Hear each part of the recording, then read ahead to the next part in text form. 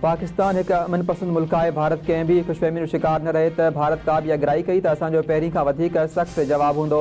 पाकिस्तान या फितनल ख्वारिश तालिबान रजीम वटि कंहिं हिक जी चूंड खां सवाइ को भी ऑप्शन नाहे। कंहिंखे भी असांजे असम के आसमान की इजाज़त न ॾिनी वेंदी। Chief of defence forces field marshal Syed Asif Munir जो टिनी हथियारबंद फ़ौजनि के ऑफिसर्स के खिताब संदसि चवण आहे त नई क़ाइम डिफेंस फोर्सिस हेडक्वार्टर्स में बुनियादी तब्दीली तारीख़ी है। डिफेंस फोर्सिस हेडक्वार्टर्स जो क़याम उन तब्दीली तरफ़ एक ज़रूरी कदम है। हर सर्विस पंहिंजी ऑपरेशनल तैयारियुनि लाइ पंहिंजी इनफरादियत बरक़रार रखंदी। डिफेंस फोर्सिस जो हेडक्वार्टर सर्विसिस जे ऑपरेशन के हम आहंग कंदो। 3 हथियारबंद फ़ौजूं अंदरूनी ख़ुदमुख्तियारी ऐं तनज़ीमी ढांचो बरक़रार रखंदियूं।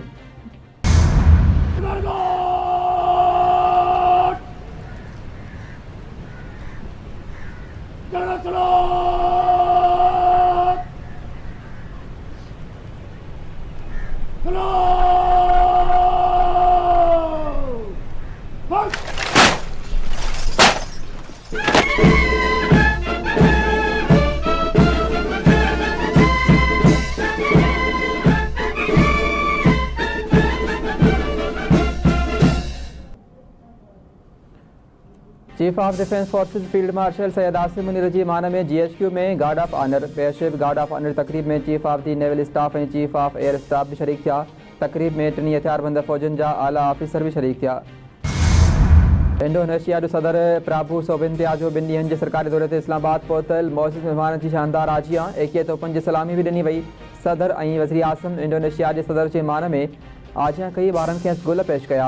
इंडोनेशिया सदर पाक इंडोनेशिया लागापन के 75 साल पूरा थियण ते वज़ीर आज़म शहबाज शरीफ की दावत से पहुतो है। इंडोनेशिया जो सदर वज़ीर आज़म शहबाज शरीफ से वफ़दनि की सतह ते ॻाल्हियूं कंदो।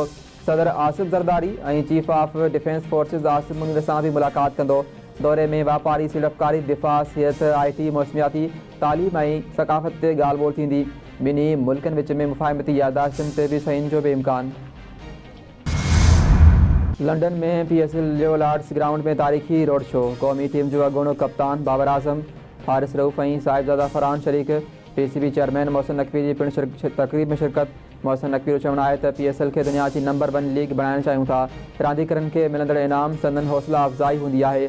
असांजा क़ौमी रांदीगर बासलाहियत आहिनि। एबटाबाद में स्टेडियम तैयार कंदासीं। कराची स्टेडियम भी अधु तैयार थी चुको है। वज़ीर वज़ारत हेठि पावर सेक्टर में सुधार आणण वारे क़दमनि ऐं मनसूबनि जो जाइज़ो वठण लाइ इजलास। वज़ीर आज़म गिलगित बल्तिस्तान बाबति सोलर प्रोजेक्ट्स ख़ासि तौर ते 100 मेगावाट सोलर प्रोजेक्ट ऐं गवादर पोर्ट के बिना रंडक जे बिजलीअ जी फ़राहमी वारे मनसूबनि जी मंज़ूरी ॾेई छॾी। तवानाई वारे वज़ीर अवैस लगारी पावर सेक्टर के मनसूबनि ते ब्रीफिंग ॾिनी। गवादर पोर्ट सिटी के बिना रंडक मुनासिब क़ीमत ऐं भरवसे जोगे बिजली की फ़राहमीअ जे मनसूबनि ते समूरा इदारा हम आहंगीअ सां कमु कनि। वज़ीर आज़म की हिदायत शहबाज शरीफ जो गिलगित बल्तिस्तान में 100 मेगावाट की सोलर प्रोजेक्ट के बिना ते अमल दरामद शुरू कयो वञे। पीपल्स पार्टी जो चेयरमैन बिलावल भुट्टो ज़रदारी अॼु लाहौर पहुचंदो। पीपल्स पार्टी सेंट्रल पंजाब के उहिदेदारनि खे लाहौर पहुचण जूं हिदायतूं जारी। बिलावल भुट्टो ज़रदारी क़याम दौरान लाहौर समेत सॼे पंजाब के अॻुवाननि सां मुलाक़ातूं कंदो। बिलावल भुट्टो ज़रदारी तरफ़ां पंजाब के मुख़्तलिफ़ ज़िलनि के 63 तनज़ीमुनि के उहिदेदारनि जा नोटिफिकेशन जारी करण जो इम्कान। पंजाब असेंबली में पीपल्स पार्टी की पार्लियामानी मेंबरनि सां भी मुलाक़ात कंदो। बिलावल भुट्टो ज़रदारी जूं मुलाक़ातूं गवर्नर हाउस में थींदियूं। PTI पंहिंजा मसला पाण हल करण बदिरां नफ़रत पखेड़े रही आहिनि। PTI पाकिस्तान में सियासत करण बदिरां रियासत ते हमलो करण ऐं परॾेही मीडिया ते वञण जी चूंड करे थी। पीपल्स पार्टी अॻुवान शाहजहां मरी जो PTI जे अमल ते मज़म्मती बयान संदसि चवणु आहे त PTI बानी जे भेनरुनि खे परॾेही मीडिया ते पाकिस्तान के बदनाम करण लाइ मोकिलियो वियो। मोदी जी इंतज़ामनि हेठि भारतीय TV चैनल्स ते पाकिस्तान मथां हमलो करण शर्मनाक है। PTI वारनि खे मशवरो आहे त उहे डफेड़ पैदा करण बदिरां सियासत ते ध्यानु ॾियनि। पीपल्स पार्टी कॾहिं पंहिंजे मुल्क ख़िलाफ़ साज़िश नाहे कई। असां जमहूरियत पसंद आहियूं ऐं पुरअमन इख़्तिलाफ़ राय खे अहमियत ॾियूं था। बिलावल भुट्टो ज़रदारी हमेशह सियासी ॻाल्हियुनि ते ज़ोर ॾिनो आहे। पीपल्स पार्टी पुरअमन मुस्तहकम ऐं खुशहाल पाकिस्तान चाहे थी।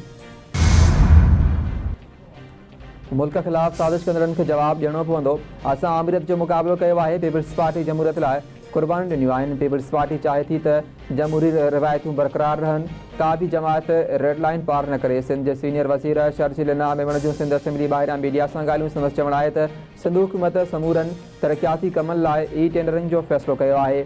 सभिनी खे सक़ाफ़त जो ॾियारो मिलाइण जो हक़ आहे। कंहिंखे बि कानून हथ में खणण जी इजाज़त न ॾींदासीं। CTD पंजाब जूं कार्रवायूं। भारतीय ॻुझ एजेंसी राह जा 12 दहशतगर्द गिरफ़्तार। वॾे मिक़दार में हथियार, बारूदी मवाद, डिटोनेटर्स, ID बम बरामद कया विया। CTD अख़्तियारनि मूजिबि गिरफ़्तार राह जे दहशतगर्दनि जे कब्ज़े मां हमास हसास संदन ऐं हसास इदारनि जूं तस्वीरूं, वीडियो लोकेशन बरामद कयूं वियूं आहिनि। दहशतगर्दनि वटां हिकु मदरसे ऐं हिकु मेले जूं तस्वीरूं, वीडियो ऐं लोकेशन बि बरामद। अख़्तियारनि मूजिबि फैसलाबाद मां गिरफ़्तार दहशतगर्द पंजाब में ॾहकाव पकड़ण सां गॾु मज़हबी नफ़रतूं बि फैलाइण चाहिनि था। लाहौर मां गिरफ़्तार दहशतगर्दनि में दीप सिंह, असमत, फैज़ान, नबील इब्राहिम, उस्मान सरफराज़। फैसलाबाद मां दानिश खे पकड़ियो वियो। बावलपुर मां गिरफ़्तार दहशतगर्दनि में रजिब, हाशिम, साकिब ऐं आरिफ शामिल आहिनि। तहरीक इंसाफ़ जी फ़ौज ते गैर मुनसिफ़ानी तनक़ीद इदारे खे जवाबु ॾियण ते मजबूर कयो। PTI जी पेशावर में जलसे DG ISR PR जूं समूरियूं ॻाल्हियूं साबित थियूं, जॾहिं त इदारनि ख़िलाफ़ इस्तेमालु थींदड़ ज़बान कढी वेंदी।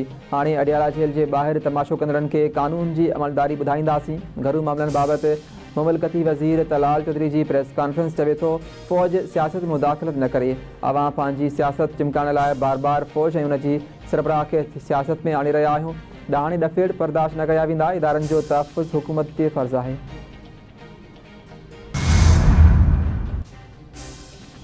भारत जो रवैयो असराइते इलाइक़ी सहकार में वॾी रंडक आहे। गॾियल एतिराम ऐं सहकार सां ख़ितो वधीक पुरअमन ऐं ख़ुशहाल थी सघे थो। सदर आसिफ ज़रदारी जो सार्क चार्टर जी 40हें सालगिरह ते पैगाम।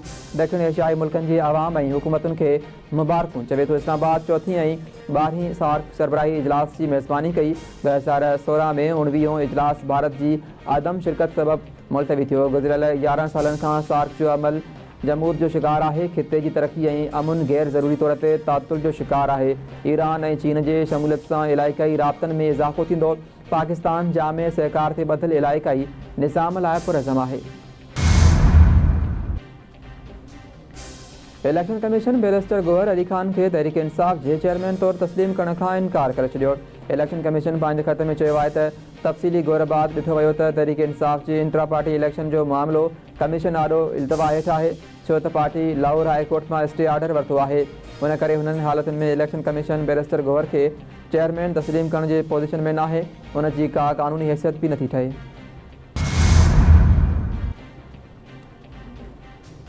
सिंध जे वरी वज़ीर सैयद मुराद अली शाह सां कतर जे कौंसल जनरल नाइफ शाहीन RM अल सलीरी जी मुलाक़ात। ॿिए लाॻापन ऐं गॾियल दिलचस्पी जे मामलनि ते ख़्यालनि जी ॾे वठि। सिंध ऐं कतर जो वापार, सीड़पकारी ऐं इंसानी तरक़ीअ जे शोबनि में सहकार वधाइण ते इतफ़ाक़।